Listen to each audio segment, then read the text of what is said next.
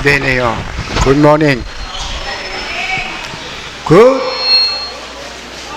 morning.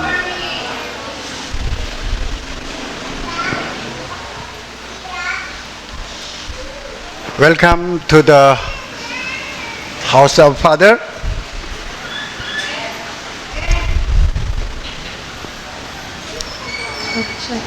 Welcome po sa tahanan ng Ama.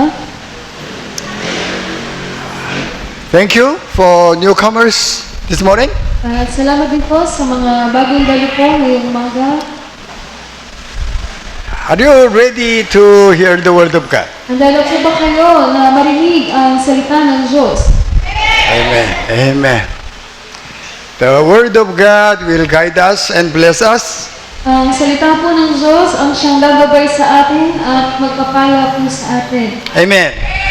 Amen. Still, we are series in the title Believed In. Tayo pa rin po ay nasa usapin o pamagat na believed in. Then, small title is Easy and Light. At yung isa pa pong pamagat ay ang easy and light. It's also third time of Easy and Light. At ito na rin po yung ikatatlong beses na pag-uusapan po yung easy and light. The question was, did you feel His yoke and burden is easy and light? At yung naging tanong ko nga po ay naramdaman po ba ninyo na ang kanyang pasanin ay madali at magaan lamang?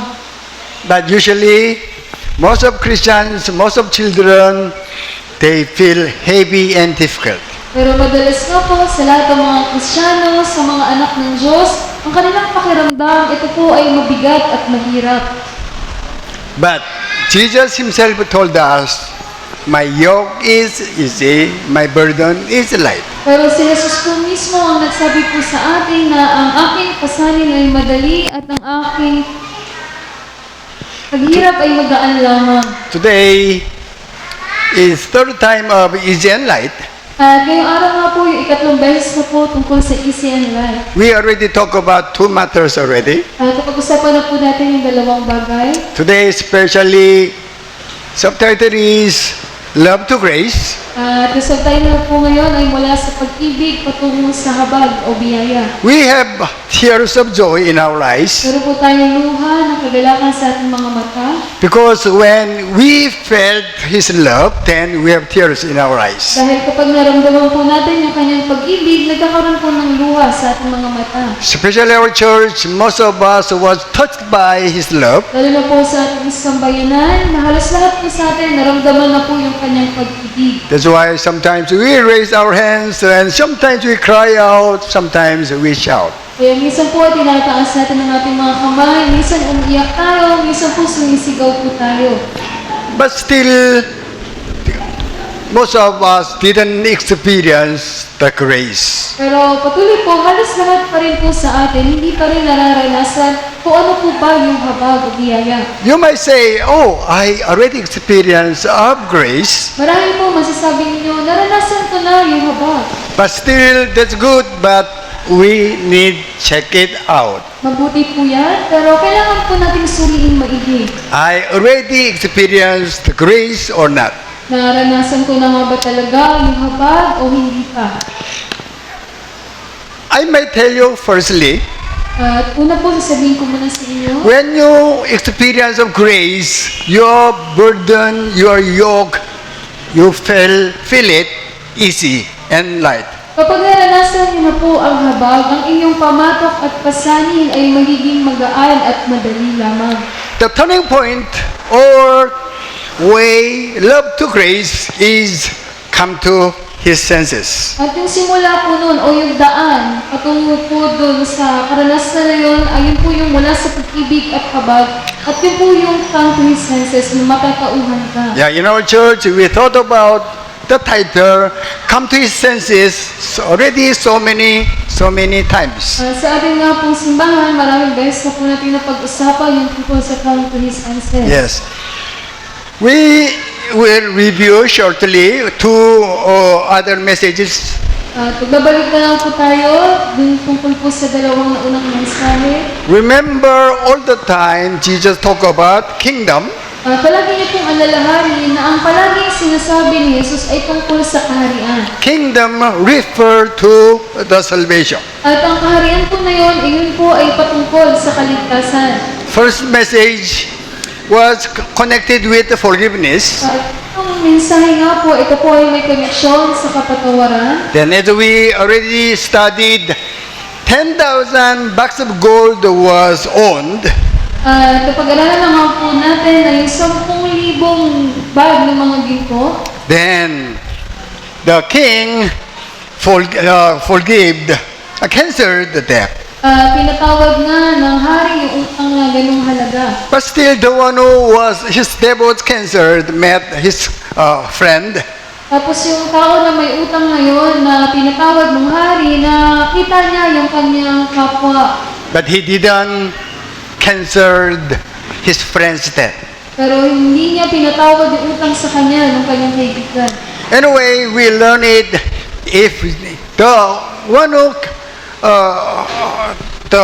got the cancer from the money lender must forgive or must cancel 100 denarii.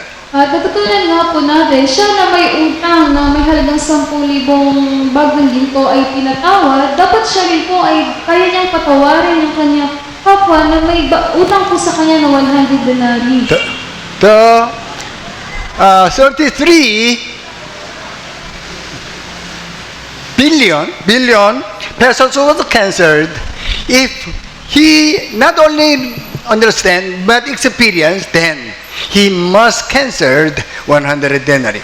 At kung yung utang nga niya na may halagang 33 billion na uunawaan niya at naranasan niya na yun po ay pinatawad, dapat madali na lamang sa kanya para patawarin yung may utang sa kanya na 100 denarii. Yes, that's what you also agree with that matter. At yun din po yung pinagsang-ayunan po ninyo tungkol po doon. Last week, the subtitle was first will be the last will be the first. At ang nakaraang linggo naman po ang subtitle, ang nauna ang siyang mahuhuli at ang nahuli ang siyang mauuna. The landowner got the workers from market. Yung may-ari nga po ng isang lupain, naghanap siya ng manggagawa para sa kanyang lupain. Early in the morning, 9 and 12, 3 o'clock, in the afternoon, even 5, he got the workers. At may manggagawa nga po siyang nakuha, pinakamaaga, alas 9, tanghali, alas 3 ng hapon at alas 5. Then after finished the work, owner settled the laborer from the last.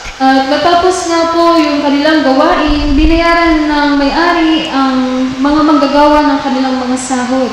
Then the first came expected, oh, I will got bigger labor because last one only 1 hour working, yet got 1 day labor. At yung pinakanauna nga po, yung pinakamaagang manggagawa, umasa siya na mas malaki yung kanyang sasahurin dahil yung pumasok ng alas 5 na nagtrabaho ng 1 oras lamang ay pinasahod ng 1 denarii. That's why the one who came firstly complained to the landowner.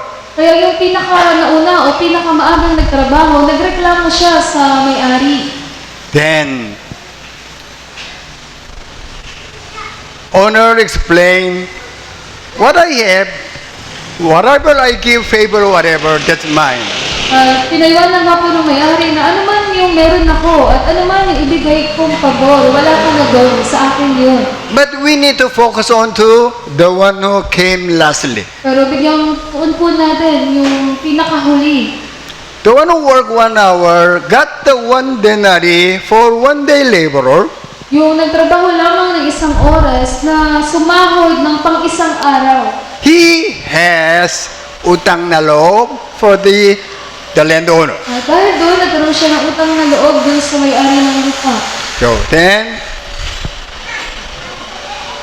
Jesus explained to them, the first will be the last, the last will be the first. At ipinaliwanag niya sa kanila ni Jesus, ang nahuli ang siyang mauna at ang nauna ang siyang mahuhuli. Next day, the landowner called them again to work in his vineyard. At sumunod na araw, pinatawag na ulit sila ng may-ari upang magtrabaho ulit doon sa kanyang ubasan. Who will come firstly? Sino po kaya ang mauunang pumunta? The one who came firstly, only in the morning, he got tampo, then he doesn't want to work anymore. Yung pinakamaaga na nagpunta ng nakaraang araw dahil siya po ay nagtampo na ayaw na niyang magtrabaho ulit. But the one who work 1 hour, then he's the one who will come firstly. Pero siya na nagtrabaho ng 1 oras lamang, malamang siya po yung unang pupunta. Then he the one will be the first. At siya nga po yung mauna. I want to put another story, but not in the Bible. Gusto ko rin pong maglagay ng panibagong kwento, ngunit hindi po ito nasa Biblia. Of course, next day, At syempre po, sumunod na araw. still landowner needed the workers. At yung may-ari nga po ng lupa, kailangan pa rin niya ng mga manggagawa. Then he called those who worked in his vineyard yesterday. At tinawag nga niya muli yung mga nagtrabaho na sa kanyang ubasan nung nakaraang araw. Except first comer, then others came, At maliban doon sa pinakanauna, lahat ay pumunta. but the last come didn't come.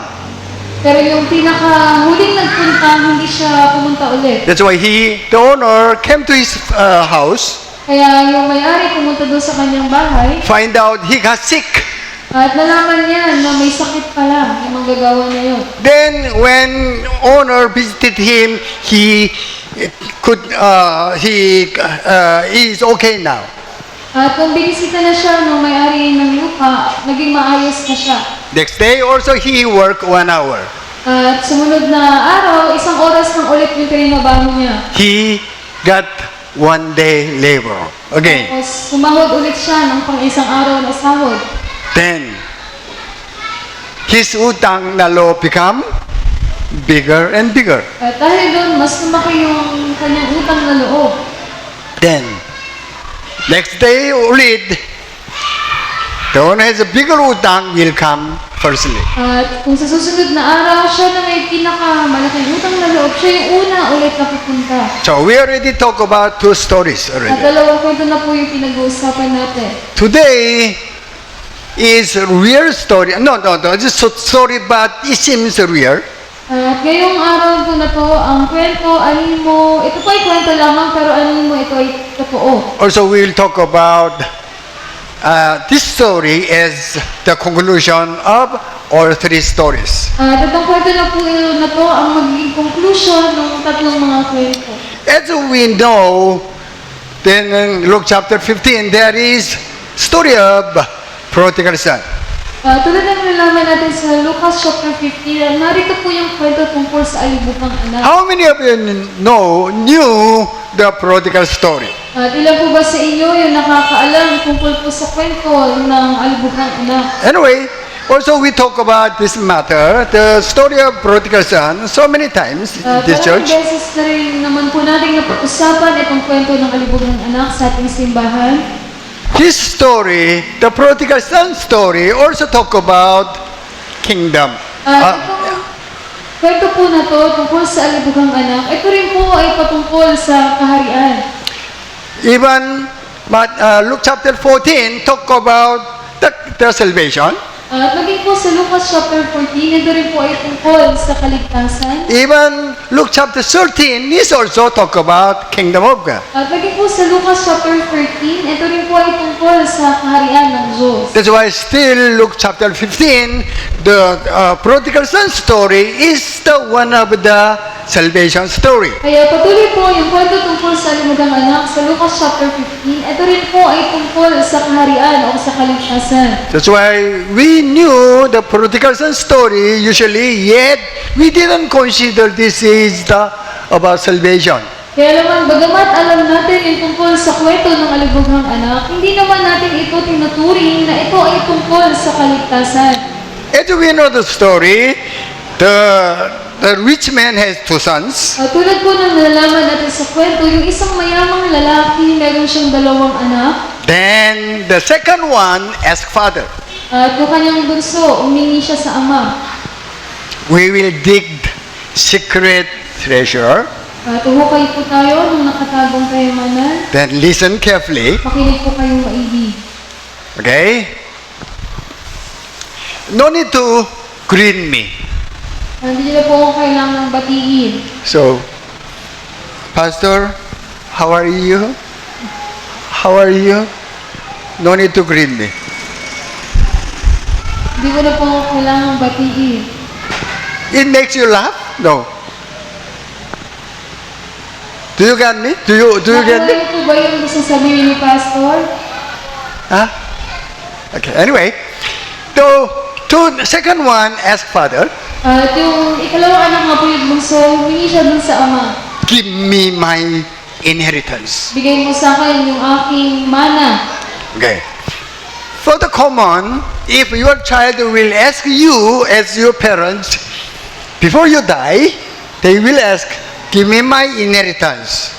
Sa pangkaraniwan, kayong halimbawa mga magulang, hindi pa man kayo namamatay, humihingi na ng mana sa iyo yung iyong anak. Anyway, that is not good attitude. Hindi po magandang kaugalian yun. As we know the story, At tulad po ng nalalaman natin sa kwento, father settled his property and gave them. at yung tatay nga, inayos niya yung kanyang mga ari-arian at ibinigay na niya sa kanyang So, question, tanong po. first one, second one, got the inheritance, or only the second one got the inheritance of him? Ang tanong po, parehas po ba yung panganay at ang bunsong anak nakakuha ng mana o yung bunso lamang po yung binigyan ng mana? Both of them or second one? Yung silang dalawa po ba yung nakatanggap o yung ikalawa lamang po? Second one. Yung nagsabi po na yung ikalawa lang. What he said? Verse 12. Sa verse 12 po, So he divided his property between,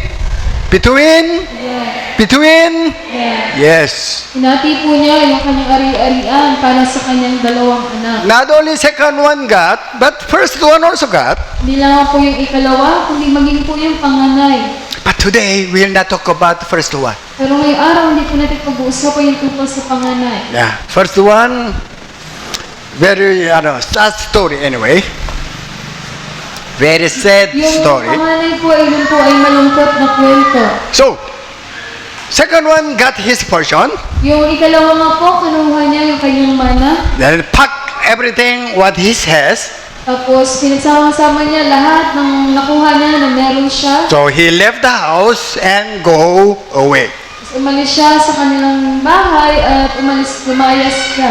But he didn't manage it well. Pero hindi nga niya na-manage siya ng maayos. Then he spent everything. At nalustay niya lahat. Then the question is there any problem or very serious matter is to be killed or worthy of death or deserve death? Ang tanong po, meron po ba na karapat-dapat ng kamatayan? Is there any matters can you find? Meron po bang mga bagay kayong nakita? What second one did, is it serious to put him dead? Yung ginawa ng bunsong anak ko, ikalawang anak, sa tingin niyo po ba, yun po ba ay seryosong bagay na karapat-dapat siyang mamatay? This is so important to understand this matter. At napakahalaga din po yun na maunawaan po ito. But, okay, we'll check. Anyway, Titignan po natin. second one asked his portion before the father died. Yung bunsong anak, hiningi na niya yung kanyang mana bago pa man mamatay yung kanyang tatay. That is very bad. Napakasama po nun.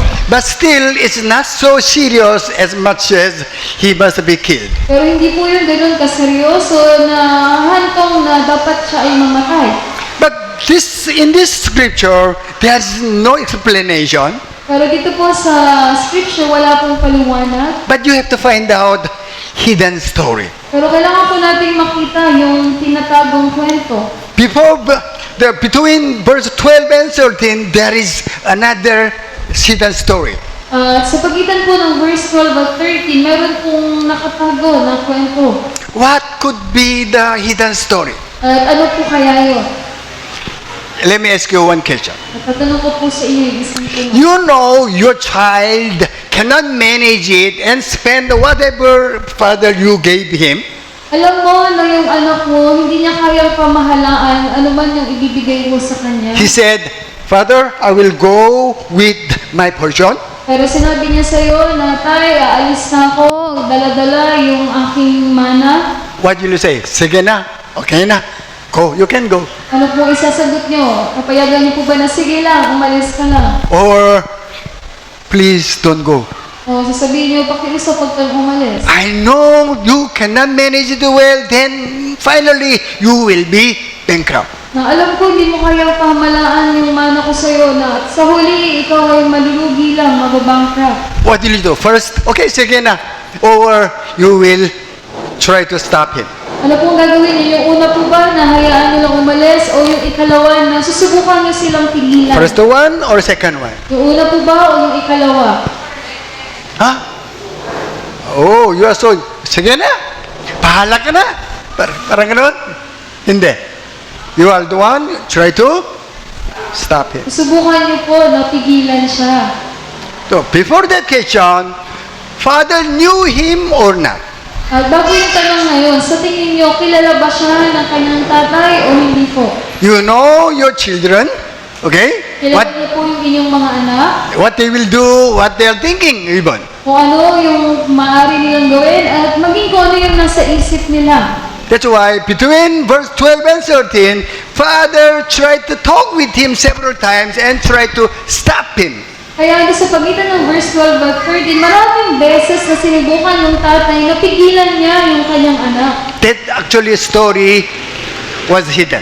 At yun po yung kwento na nakatago. But that is actually common for every human, especially to the parents. At hindi po ay pangkaraniwan na gawin, lalo na po sa tao at kung ikaw ay isang magulang. Leaving father, okay, go away from the father without permission of father, that's disobedience. Ang umalis sa piling ng tatay mo nang walang paalam, yun po ay pagsuway.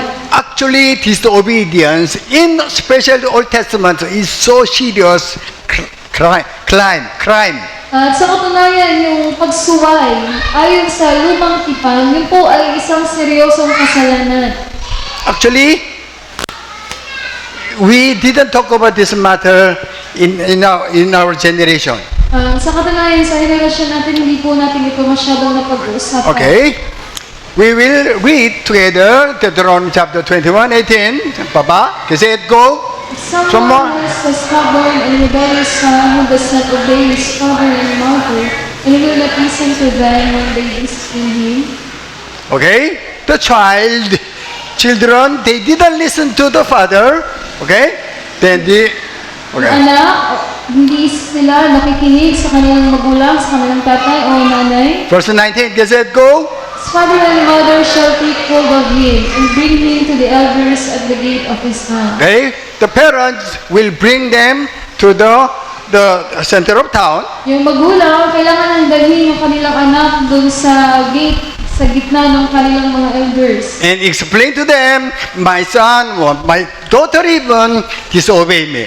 At ipapaliwanag nila na yung aking anak o aming anak hindi nakikinig sa akin, sinusumay ako. So, what is the judgment? At ano po yung naging hatol?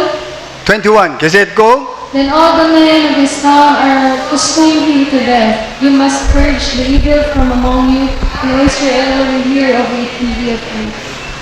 Nowadays, even our children, in your family, my family even, they don't think about disobedience is so serious. At sa panahon ngayon, sa aking pamilya at kahit sa mga pamilya ninyo, yung mga bata ngayon, hindi nila iniisip na yung pagsuway nila ay seryosong bagay. What is the fifth commandment? Ano po yung ikalimang utos? What is fifth? Ano po yung ikalima? First. Okay, first. Ano yung una? Second. Yung ikalawa? Third. Tatlo po. Fourth, Apat. fifth, obey your parents. Ang ikalima po ay sumunod kayo sa inyong mga magulang. Imagine, in 10 Commandments, fifth is obey your parents. Isipin niyo po, sa 10 kautusan na yun ng Diyos, ikalima doon yung dapat na sumunod ka sa iyong magulang. So, if father bring him to the elders, what will happen to the second son?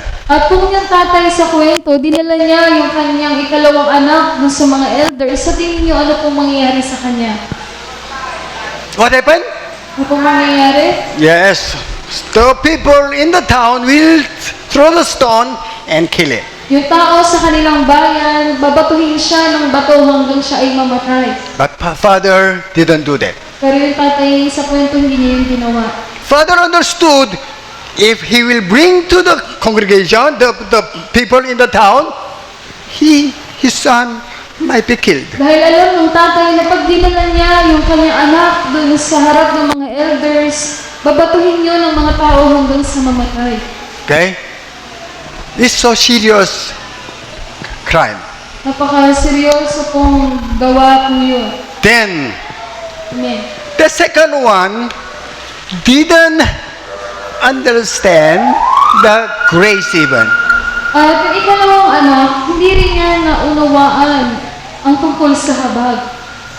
The second one must be killed. Yung ikalawang anak, sa totoo lang, dapat siya ay mamatay. But he was not killed. Pero hindi po siya napatay. Why? Father didn't do that. Bakit po? Dahil hindi ginawa ng kanyang tatay. Meaning, Father covered him with the grace. Ibig sabihin noon, yung kanyang tatay, binalot siya ng habag. The sin of disobedience was covered by the Father. Na yung kasalanan dahil sa kanyang pagsuway ay binalutan ng pag-ibig ng kanyang tatay. He must be killed, but still he is alive because of what Father treated him. Na dapat siya ay mamatay dahil sa kanyang pagsuway, pero siya pa rin po ay buhay dahil po sa kanyang tatay. Amen. Sandali ha. This up to 16, you must find out grace for the second one.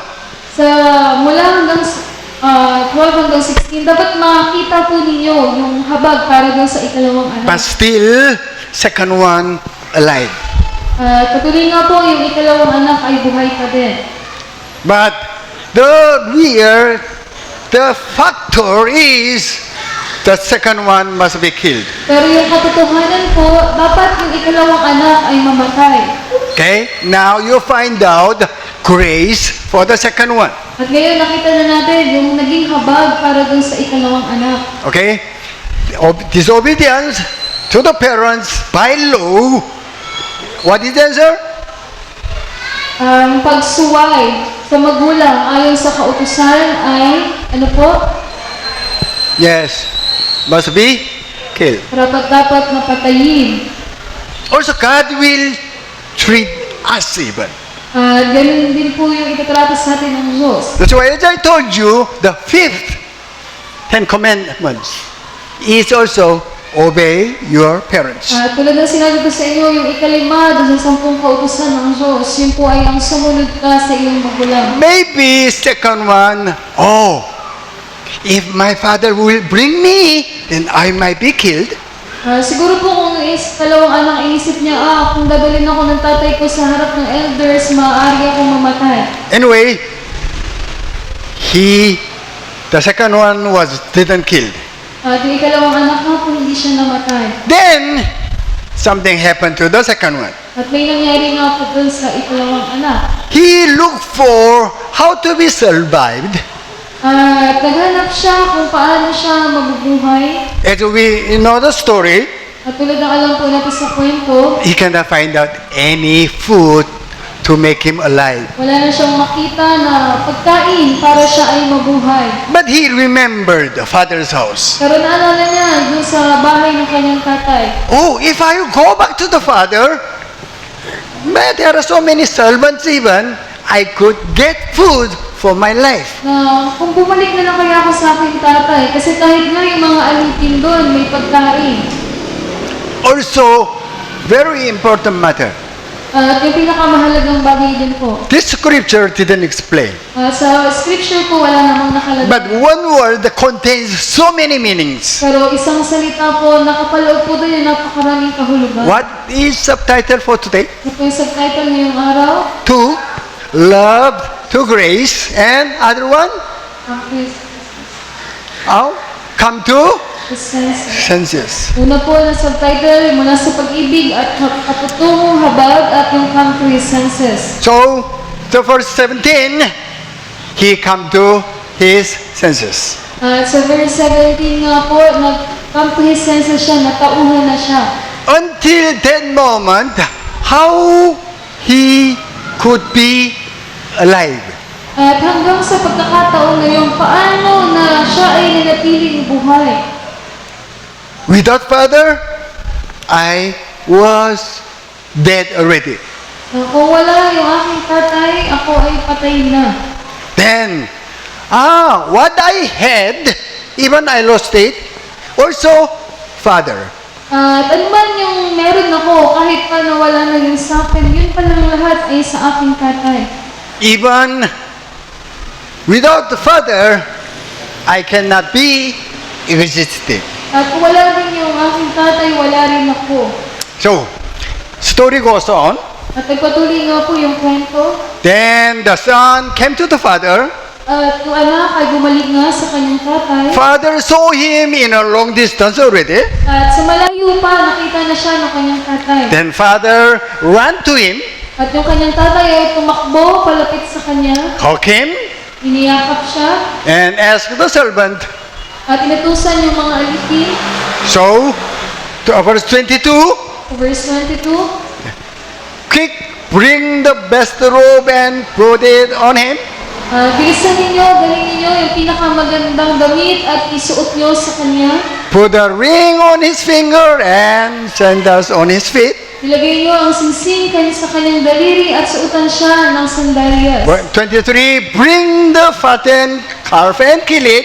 Let's have fiesta, and celebrate. Dalhin nyo yung pinakamatabang baka at patayin nito at tayo ay magdiriwang. Why we need to think about the some words come to his senses carefully? Bakit po kailangan nating tingnan ng maigi yung salitang come to his senses? It's the moment of experience of grace. Dahil ito po yung pagkakataon na naranasan ko yung habag. We didn't pass through that moment much. At hindi pa po natin nararanasan o nadadaanan yung ganung pagkakataon. Okay? Anyway, the son said, only, son could say, Father, I'm so sorry. I commit sin against you only. Siguro pwedeng sabihin na lang ng anak na, Ama, patawad na nagkasala ako sa iyo. But the son said, Father, I commit sin against heaven and against you. Pero ang sinabi nung ikalawang anak na, Tay, ako ay nagkasala sa langit at sa iyo. When you did something wrong to the others, what you say? Sorry for you lang, not sorry to him much.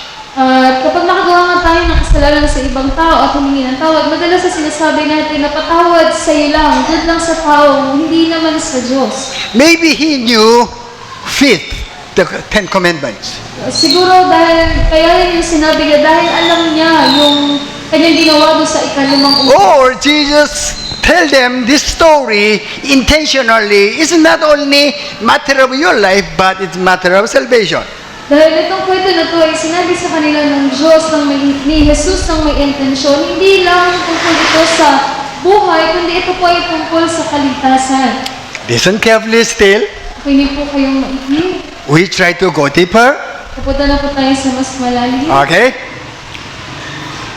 This is what Father did to him. Ito po yung ginawa ng tatay sa kanya. Can we sing together? I can. Do you know? I don't. When you sing, I can follow, but I cannot lead the song. Can you? Ikaw lang muna. You put the ring upon my finger. You put the rub upon my back. You put your arms around me and say, you are my son, my daughter, don't forget. Ulit! You put the ring upon my finger. You put the rub upon my back. You put your arms around me and say, you are my son, my daughter, don't forget. There are so many mute now. God will bless you to be healed, your mute. Maraming titito ata. Pagpalayo po kayo ng Diyos para pagalingin at makapagsalita po kayo. Okay? Do not be mute. Okay? So, this is what Father did. Ito po yung ginawa ng Ama. Question. Tanong po. Question. Question. What can you say? Ano po kaya ang masasagot po niyo? Is that the first time to be treated by Father? Ito po ba yung unang beses na ganito siya trinato ng kanyang tatay? First time or not? Sa tingin niyo po, unang beses lang po ba yan o hindi po? Usually, when you think about, you will not think about, is it first time or other? Madalas po, hindi naman natin iniisip yung tungkol po dyan. I thank God because God gave me that question. Pinagpapasalamat ko po yun sa Diyos dahil ibinigay niya yung tanong po na yan sa akin. Your answer is yes or no? Sagot po ninyo, oo o hindi po.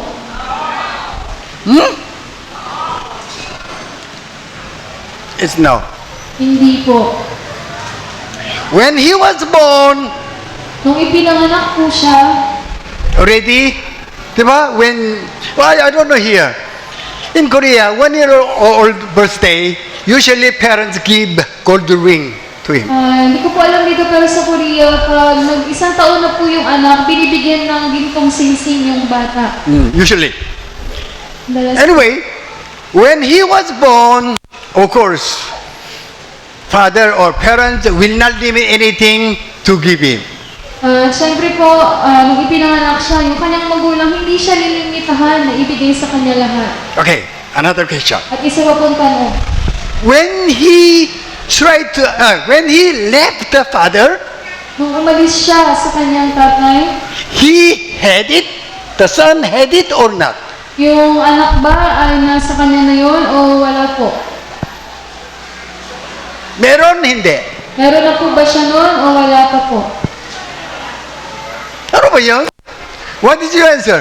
Ano po sagot niyo? He had or he didn't? Meron na ba siya noon o wala pa po? Meron na. Yes, of course. He had it. Meron na po siya noon. He had it.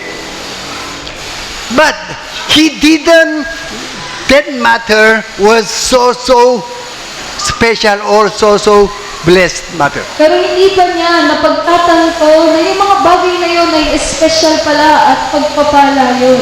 What I guess, he didn't say thank you to the father because you could make finger, the ring and robe and sandals. Ang nasa isip ko nga po, nung siya ay nasa kanyang tatay pa, hindi siya siguro nakapagpasalamat sa kanyang tatay na binigyan siya ng singsing, na binigyan siya ng magagandang damit. You are loved by God. Kayo po ay iniibig po ng Diyos. We enjoy the blessing of God. At nararanasan po natin yung pagpapala ng Diyos.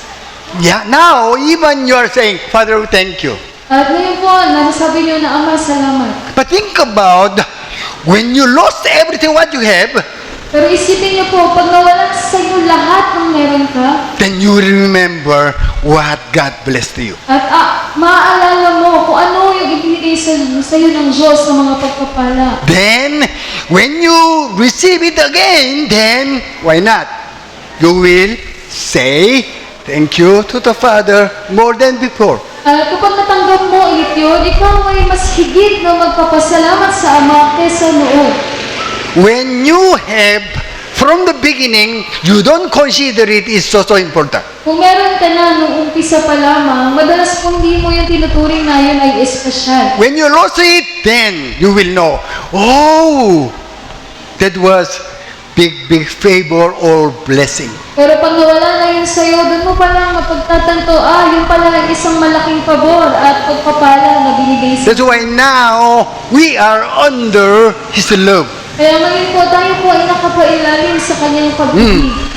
That's why we are so touched by His love. Kaya tayo po ay na-touch ng kanyang pag-ibig. I am so awesome. That's why God loved me and God blessed me. Na ako ay awesome, kaya ako minamahal ng Diyos, kaya ako pinagpapalan ng Diyos. Yet, our yoke, our burden is not light and easy, but still heavy and difficult.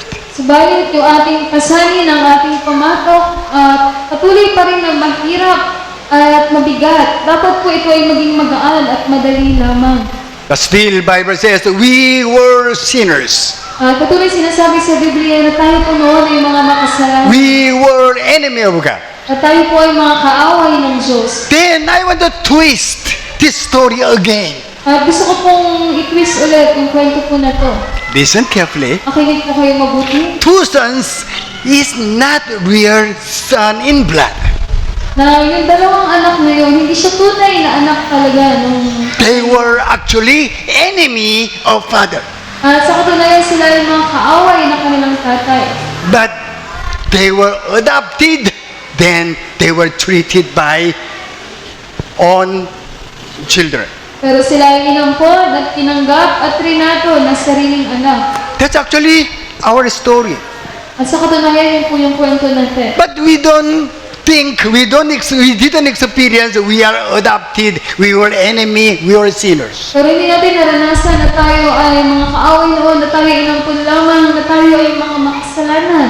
Anyway, this story is telling us why the second one didn't give thanks to the father when he was with father. At itong kwento na to, sinasabihan tayo kung bakit yung ikalawang anak hindi siya nakapagpasalamat sa kanyang tatay kung kasama niya pa ito. One word, why second son disobey God, father. At isa pa po, bakit kaya isinuway ko ng anak ang kanyang tatay? What was the cause? Ano po yung dahilan? What was the reason? Ano po yung dahilan? Because he considered himself, I'm worthy to be loved. I'm worthy to enjoy the blessing of Father. Dahil nasa isip niya na siya ay karapat-dapat na mahalin ng kanyang tatay at karapat-dapat lamang siya na makatanggap ng pagpapala mula sa kanyang tatay. We greet each other, you are awesome. At binabati po natin yung isa't isa na you are awesome. From the beginning, we were not awesome. Kung sa umpisa po, hindi naman talaga tayo awesome. We were enemy of God. Tayo po ay mga kaaway ng Diyos. Yet God treated you, treated me as awesome. Pero trinato tayo ng Diyos na awesome, ikaw at ako. We didn't experience our reality. Hindi pa po natin nararanasan yung ating realidad. How we are so sinful, how we were the enemy of God. Kung gaano po tayo makasalanan at gaano tayo na naging kaaway ng Diyos. That's why even Ephesians chapter 2:8, we are saved by His grace. Kaya sinasabi po sa Ephesians chapter 2 verse 8 na tayo po ay naligtas lamang dahil sa kanyang But habag. we don't experience of grace yet. Pero hindi pa po natin nararanasan yung habag na yun. Second one, he was treated by his father.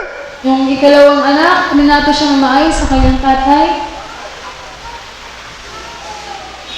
Then, he understood, that was me. Paunawaan niya, yan pala ako. Father is the one give me his favor and love. Yung tatay ko, binibigyan niya ako ng pabor. Without him, this point is my reality. Na kung wala siya, itong pagkakataon na to, ito yung katotohanan, ito yung realidad. What I had, what I lost, that was not by me, by him. Na ano man yung meron ako noon, kahit ano man yung mga nawala ko, hindi yun sa akin, kundi sa kanya. Then, son understood, experienced his reality. At yung anak nga po, naunawaan niya, naranasan niya yung kanyang realidad. That's what Bible says, come to his senses. At ito po yung sinasabi sa Biblia na nag-come to his senses. Yes, that small letters contains so many other meanings. At yung mga maliliit po na letra na yan, napakarami pong nakapaloob dyan ng kahulugan. Then, his life was changed up and down. At yung kanyang buhay nga po ay nabago. He, second son, did not know the value what he had from father. Noong una, hindi po alam nung ikalawang anak yung halaga ng meron siya mula sa kanyang tatay. Now, he not only understanding, it carves in his bone again. At ngayon, hindi lamang niya naunawaan, kundi ito po ay nakaukit na sa kanyang mga buto.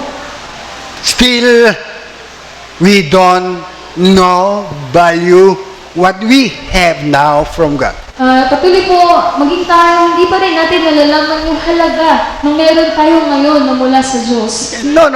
We know now value, but we treat ourselves, I am worthy to have it. Hindi po. Ngayon, alam naman natin yung halaga ng mga binigay ng Diyos sa atin, pero ang nasa isip natin, dapat tayo na tratuhin ng Diyos na ganun. As second story, the first came to the vineyard, I'm worthy to receive 1 denarii. Na parang katulad ng isang kwento na yung pinakanauna dun sa ubasan na dapat lamang akong sumahod dahil ako ay nagtrabaho. Think about. If landowner didn't hire him, he has money, even 1 day labor, 1 denarii for him, his family. Isipin niyo po, kung siya ba hindi tinanggap ng may-ari ng ubasan para magtrabaho doon, sa tingin niyo magkakaroon ba siya ng pera at sa sahod ng pang-isang araw para sa kanyang pamilya? How he was hired from the early in the morning, also the favor of the landowner. At kung paano siya tinanggap upang maging manggagawa sa napakaaga na araw na yon, yun po ay pabor din mula doon sa may-ari. Anyway, as I told you 3 stories, At tulad ng sinabi ko po sa inyo yung tatlong kwento, it connected together may connection po yan sa as isa't one isa. story. Bilang isang kwento. Come back to this story again. At babalik po tayo muli doon sa kwento. Before he come to his senses, he consider what he had before is by his worthy.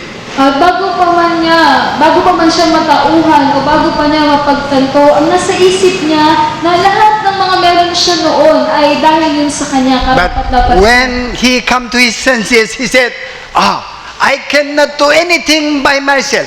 Pero yung nag-come to his senses na siya, na natauhan na siya, naisip niya, hindi ko pala yun kayang gawin ng kung ako lang. If Father will not give me, I will die. I must die. Na kung hindi yun sa akin binigay ng ama ko, ng tatay ko, marahil ako ay patay na, ako ay mamamatay.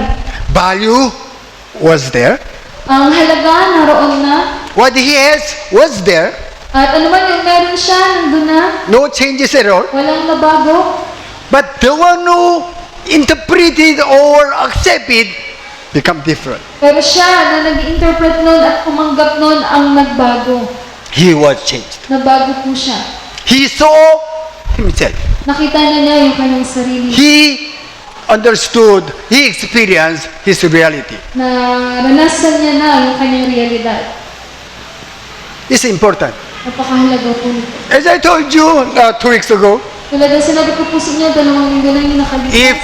I will tell you or someone will tell you, you are so bad, Kapag may nagsabi sa inyo o nasabihin ko, napakasama mo, what it will be your reaction? ano po magiging reaction niyo? You may say, I'm better than you. Siguro sasagot mo, mas mabuti pa nga ako kaysa sa'yo. I am good person.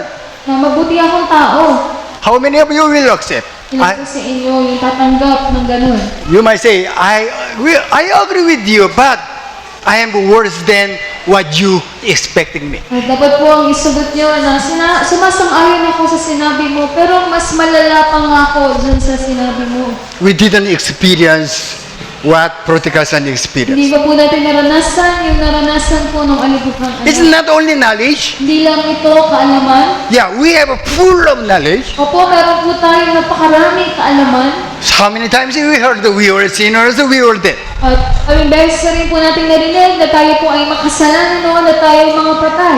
But still, we are saying, I'm a good person. Pero patuloy pa rin natin yung tinuturing at sinasabi na ako ay mabuting tao. We didn't see our reality. Pero hindi pa po natin nakikita yung ating realidad. We didn't come to our senses. Hindi pa po tayo nag-come to his senses, hindi pa tayo natatauhan. Experience is so important. Ang karanasan po ay napakahalaga. Especially, Bible says, when I know you, meaning know is not only knowledge, but experience. Ano na po sa Biblia, pag sinabing nakikilala kita o I know you, kalakip po nun yung karanasan, hindi lang kaalaman. Then, this subtitle for today, again. Ano po yung subtitle ngayong araw? Love to grace. And then, Come to his senses. Experience of without grace cannot be alive. Kailangan pong maranasan na kung wala yung habag, hindi po tayo mabubuhay. I know, even understanding is not easy. At alam ko po, kahit yung maunawaan po ito ay hindi po ganun But kadali. experience is really hard. At ganoon din po, ang maranasan nito napakahirap. Subtitle is Love to Grace. Sa title po, Love to Grace. Listen, you are preparing.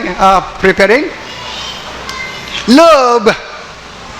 When you are loved, what do you think about? Kapag kayo po ay minamahal o iniibig, ano po yung madalas yung iniisip? What your children ask you? Ano po yung madalas na sinasabi sa inyo ng mga anak nyo? Mommy, Daddy, give me that. Nay, tayo, bigyan mo ko nito, bigyan mo ko. Matter of right. Tungkol yun sa karapatan. When we were still under His love, we are always all the time, I'm worthy, that's why you give me, because that your promise. At maging po tayo nung nararanasan natin na nasa ilalim tayo ng kanyang pag-ibig, ganun din po tayo, na ako ay karapat-dapat, bigyan mo ko nito, bigyan mo ko niyan. But when you experience grace, you will not think about right anymore. Pero kapag naranasan mo yung habag, hindi mo na maiisip yung tungkol sa iyong karapatan.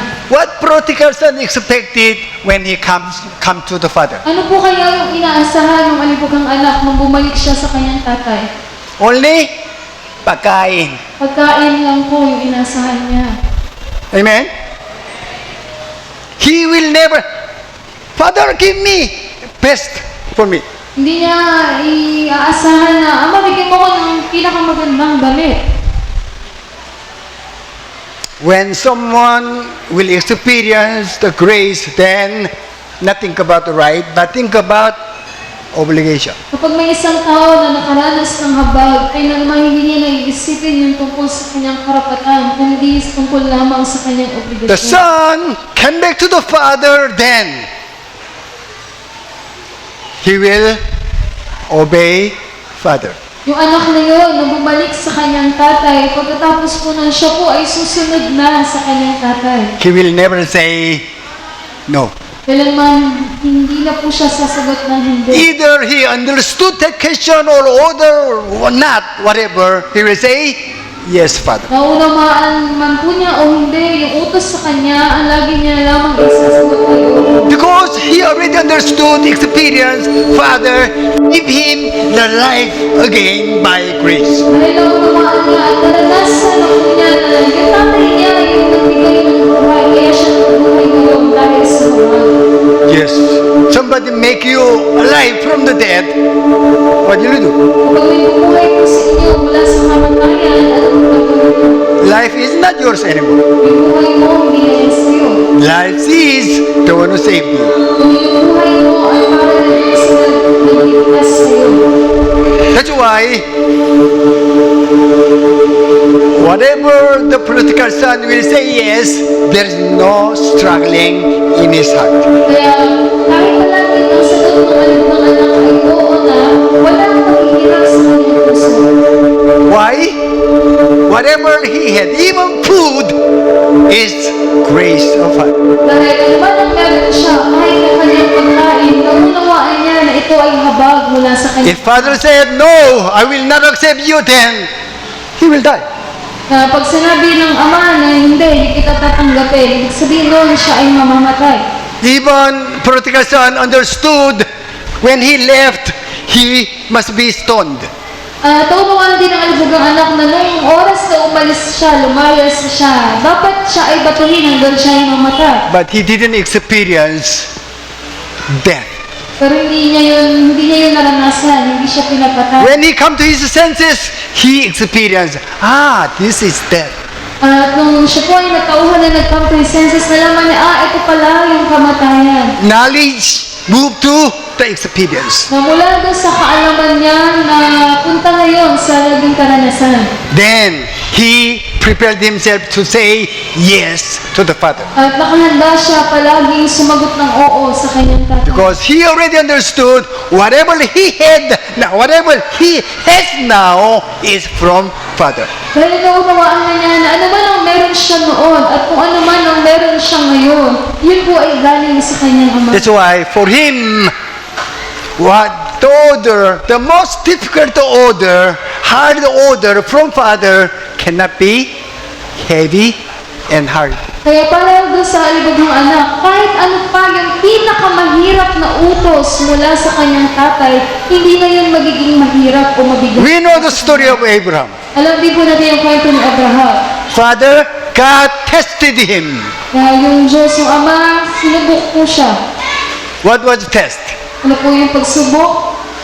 God said, Abraham, you bring your son and tie him, kill him, and burn his body. Sinabi ng Diyos kay Abraham na, Abraham, ikaw, yung anak mong nag-iisa na si Isaac, dalhin mo sa bundok, italin mo at patayin mo at ialay mo sa akin. Abraham said what? Ano po yung sinagot ni Abraham? How can you say so? Bakit mo nasasabi yan? No. Hindi po gano'n. He said, thank you, I will.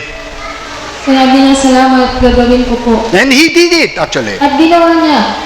Then God said, I know your heart now. At sinabi ng Diyos sa kanya, ngayon, nalalaman ko na ang iyong puso. For the Abraham, killing or whatever is not struggling. Para ka, Abraham, yung pagpaday o ano pa man, hindi yun mahirap. That's why God will bring you to the point of grace. Kaya ang Diyos, dadalhin ka doon hanggang sa makarating ka doon sa habag. When you meet God again and again, you will know your reality. Kapag palagi mong kinakatagpo ang Diyos, malalaman mo ang iyong realidad. That's why God said all the time, come to me, Kaya palagi sinasabi ng Diyos, lumapit ka sa akin. seek me. Hanapin mo ako. Then you will know your reality. At malalaman mo yung iyong realidad. How you are so loved by me. Kung gaano kita ibig. You are saved by my grace. Ikaw ay naligtas dahil sa aking habag. Then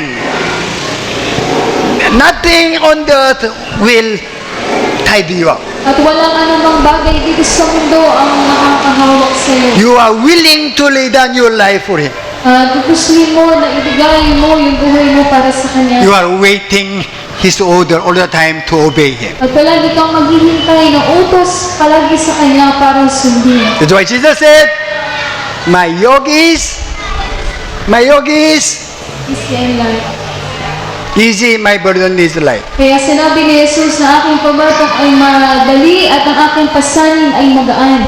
That is not only story. Hindi lang po yung kwento.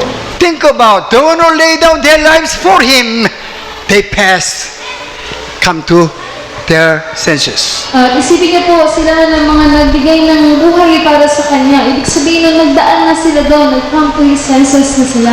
I might say they had real joy of their salvation. At maaari ko din po sabihin na nagkaroon na sila ng tunay na kagalakan sa kanilang Actually, that must be our source of our lives. At sa katunayan, yun po dapat yung maging source ng ating mga buhay. We are children of God. Kayo po ay mga anak ko. We are enjoying His blessings. At ina-enjoy natin yung kanyang mga But pagpapala. someday how?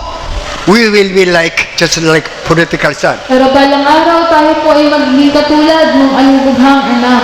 Then, we are willing to lay down His life. At may kusang loob po tayo na ibigay, ialay ang ating buhay. I will end my message with one very short message. Tatapusin ko po yung aking mensahe sa maikli pa pong mensahe. Jesus asked disciples, Sa Jesus tinanong niya yung mga disipulo, will you drink my cup? iinumin niyo ba ang aking saro? Do you remember Alala ba? what they said? Ano po yung sinagot nila? Yes, we will. Opo, iinumin namin. But they didn't understand what was the cup Pero of hindi Jesus. nila naunawaan kung ano yung tinutukoy na saro ni Jesus. But Jesus said what? Parang sinabi ni Jesus, ano po? Yes, you will surely drink my cup. Oo, tiyak nga na iinumin niyo ang aking saro. Meaning, as I die, you will die too for the others. Ibig sabihin nun, katulad kung paano ako ay namatay, ganun din naman kayo ay mamamatay para sa iba. When you pass through the moment, come to your senses. Kapag kayo ay nagdaan na doon sa pagkakataon na yun, When you experience grace of God. kapag naranasan niyo na ang habag ng Diyos. We know now, but we didn't experience it. Alam na natin ngayon, pero hindi pa po natin nararanasan. That's why God, Father, invites you come to Him all the time. Kaya ang Diyos, ang ating Ama, iniimbitahan po tayo na lumapit tayo, pumunta tayo palagi sa Kanya. Amen. Amen. There are still some youth. Okay, let us all stand. Tayo po lahat ay magsitayo. Father already poured out His grace upon us.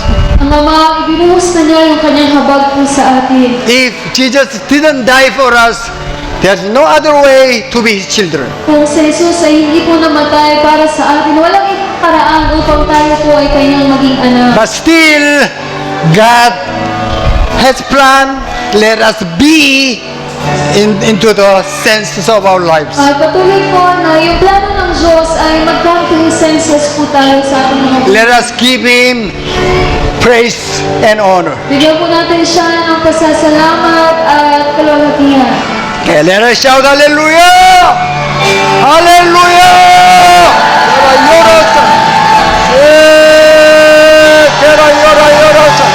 Father, ola yera kara yera yera sa.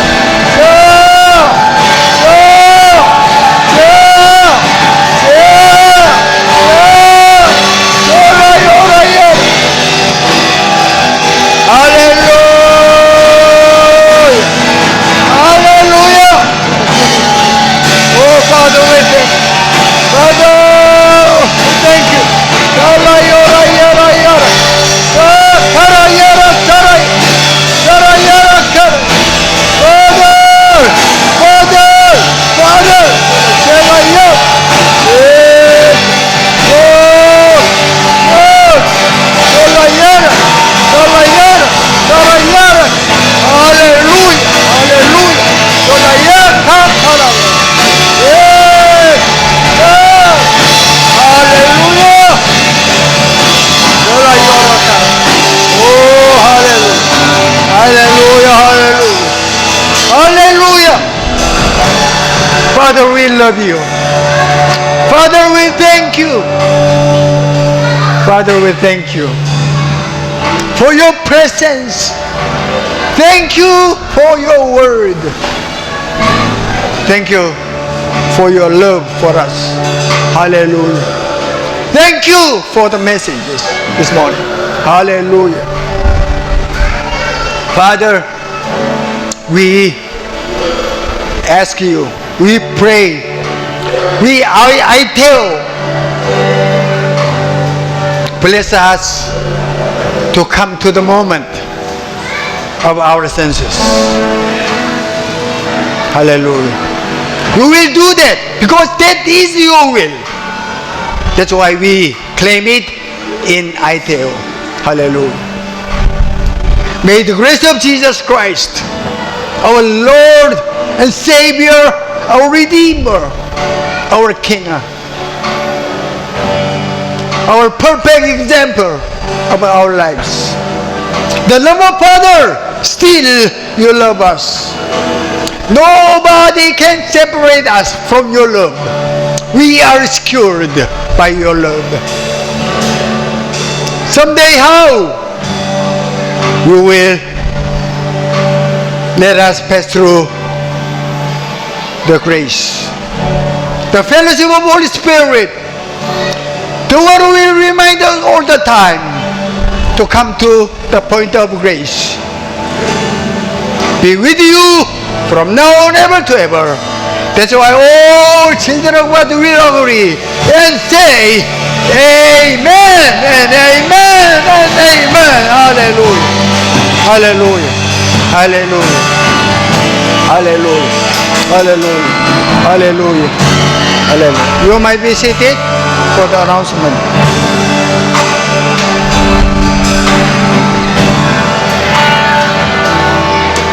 Okay? I might leave for Korea. Aalis po ko, punta ko Korea. I don't want to go. Ayoko po umalis. But I have to go. Pero kailangan ko po umalis. Don't cry for me, Argentina. Huwag ko kayong iyak para po sa... If you will cry for me, give me papasahe. Joke lang. Anyway, sister already went to Korea. Mr. Angkol, nasa Korea na. Maybe 4 or 5 weeks I will stay there. Siguro po, mga 4 o 5 linggo na nandun po ako. If you will not pray for me, I cannot come back. Kung hindi po ako ipapanalangin, hindi po ako makakabalik. Right? So, I need your prayer. Kaya kailangan ko po ng inyong panalangin. Also, I trust your faithfulness to Him. At nagtitiwala po ako sa inyong katapatan po sa Kanya. You are here because not me. Kayo po ay narito dahil hindi naman po sa akin, Amen? Because of Him. kundi dahil po sa Kanya. Amen.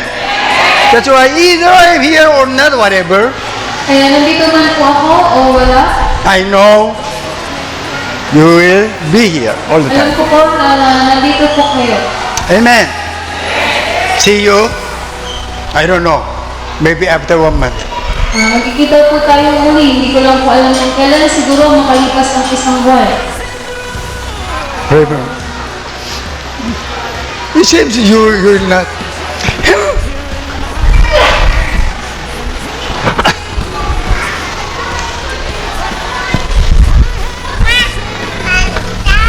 Bakit? Ay, sorry. Magandang umaga po sa ating lahat. Ewan mo ba? Miss mo si Pascal. Tayo mamimiss po natin siya. No po? So, announcement po, tuwing linggo magkita-kit po tayong tuwing alas 8 po ng umaga dito po sa ating sambahayan. No po? So, hanggat maaari nga po, maaga po tayo sa 8 para masimulan po natin yung gawain. At sana po lahat po tayo makapag-invite at makapagdala po ng mga bago. Siyempre, hindi po para masabing may dala, kundi para maranasan po nila kung ano yung nararanasan po natin dito sa ating sambahayan. Ano po? At meron po tayong panalangin araw-araw mula Lunes hanggang Biyernes po yan. Alas 6:30 ng umaga. So, inaanyayahan ko po na dumalo po kayo at sumama sa panalangin. So, ganun din naman po. Kada Miyerkules, mayroon po tayong prayer meeting. Alas 3 po yan ng hapon. So, dyan po, meron po tayong, syempre, prayer request. Pinapanalangin po namin yung inyong mga prayer request. At binabalikan po yung mensahe kada linggo. So, alas 3 po yan ng hapon tuwing Miyerkules. Pagkatapos naman po ng ating gawain ngayong umaga, meron po tayong Lord's Kids Worship or LKW kung saan yung mga kids po natin na hanggat maaari, yung mga nakakatakbo naman po i-join natin doon sa ating gawain na po para habang bata pa po sila ay makaranas na rin po sila ng presensya ng Diyos. At habang lumalaki po sila ay meron po silang takot sa Diyos. At mamayang hapon naman po, 1:30 ng hapon para po sa mga youth at mga young adult. Basta single po sila. Welcome po sila na dumalo sa gawain po na yan. So sa mga bago po nating mga kabataan, in-invite ko po kayo mamayang 1:30 po dito po ulit sa ating sambahayan po. And then yung ating pong EGF, so Encountering with God Fellowship, every last Friday of the month. So hanggat maaari po, sana po lahat po tayo makadalo. So ngayon na po yan, dadating na Friday, yung ating EGF. Hindi ako nagkakamali. Ano po ba? Hindi ko na alam. Tama po. Ngayong Friday po, yung EGF natin. So, sana po, lahat po tayo ay makadalo. Ano po? At salamat po sa nagdadala ng isang dakot na bigas. So, maraming salamat po sa inyo na lagi pong hinihipo ng ating Ama para magdala. So, yun lamang po. Magkita-kita po tayo muli sa ating mga susunod na gawain. Pagpalain po tayong lahat.